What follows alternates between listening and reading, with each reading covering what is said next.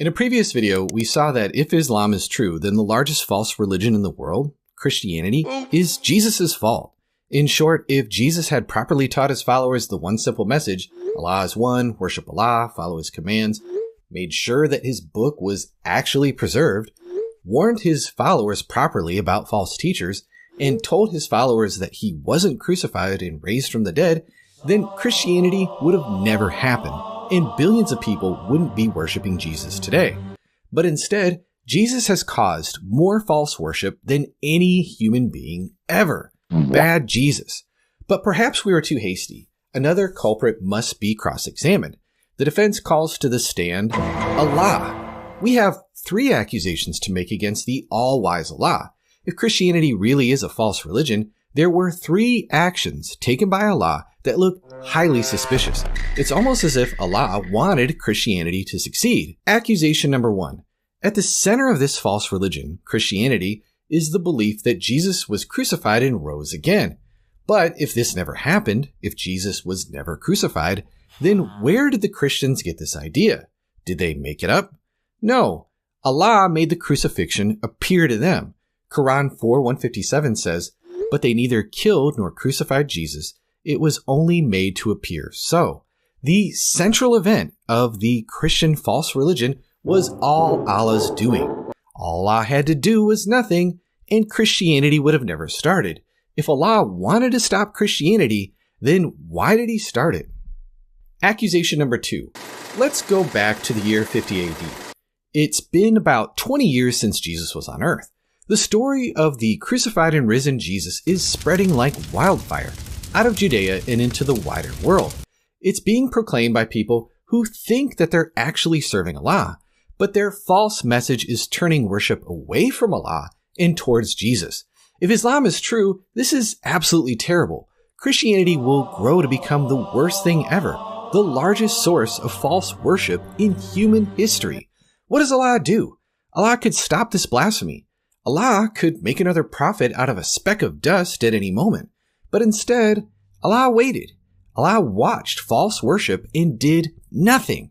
After Jesus, how long did Allah wait before sending the next prophet to humanity? 50 years? 100 years? No, 570 years. For over half a millennium, the all-wise one watched on as the world was taught lies about Jesus and Allah. The supreme author sat on his hands while the world followed a false book. The all-hearing one listened as the world worshipped Jesus.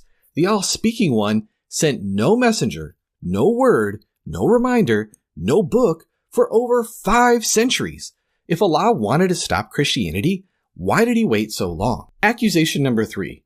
Finally, 570 years later, Allah sends a prophet. By this time, there are 20 million Christians in the world. That's 20 million people who think they are worshiping the true God, but are actually following a false book. Obviously, Allah must convince Christians to give up their book. Christians, to be the true followers of Allah, must be told what you call the Gospels are actually corrupted. What you call the Gospels are not true books. What you call the Gospels were not given to Jesus. You must not read the Gospels anymore. So how did Allah communicate this vital message?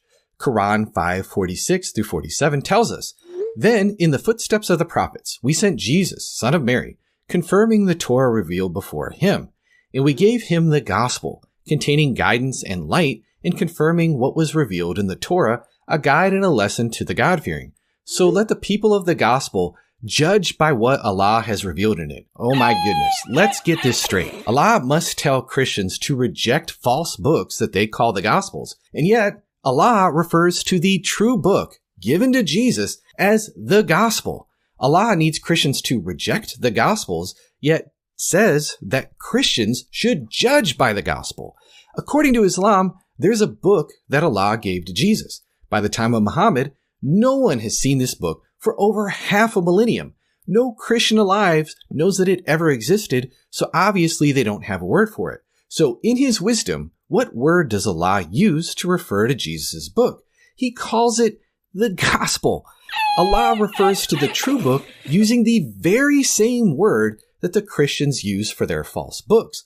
Allah took the word that Christians use for their own made-up, false, blasphemous books and applied it to the true book. If Allah wanted to stop Christianity, why didn't Allah tell Christians to give up their book? Why did Allah make it highly likely that Christians would confuse their false books with Jesus' true book? Given these three accusations, there are three possible verdicts.